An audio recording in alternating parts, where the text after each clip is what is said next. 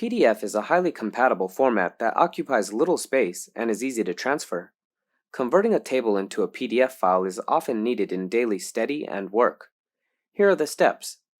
Take this table as an example. Click the Tools tab, then click the Export to PDF button. A dialog box, Export to PDF, will pop up, where you can select the small icon to the right of the file name to rename it.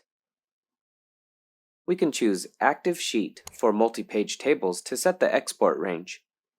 When we want multiple tables to convert at the same time, click Add Files in the upper left corner to select other files. Usually, while setting export type, we can choose Common PDF, but if you don't want the file to be modified and copied at will, you can join WPS Premium and convert the table to Image PDF. Finally, you can set the directory at Save Path, then click the Export to PDF button, and you can check the PDF file. WPS also provides more advanced settings for converting Excel to PDF. Click Advanced Settings in the Output as PDF dialog box. In the pop-up dialog box of Advanced Settings, we can set the content and the permission settings of PDF. At Content, we can choose what to export according to our needs, such as file information, comment, and hyperlink. Here we check all three options, click the Confirm button, and click Export to PDF. Once you have successfully completed the process, comments and hyperlink information can be found in the converted PDF file.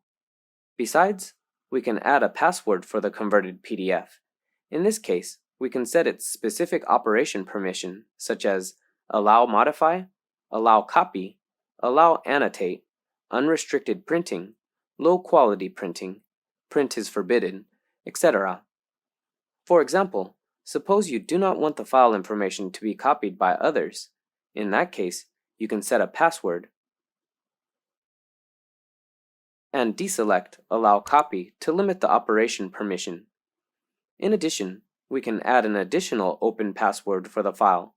Here, enter the password at Open File Password.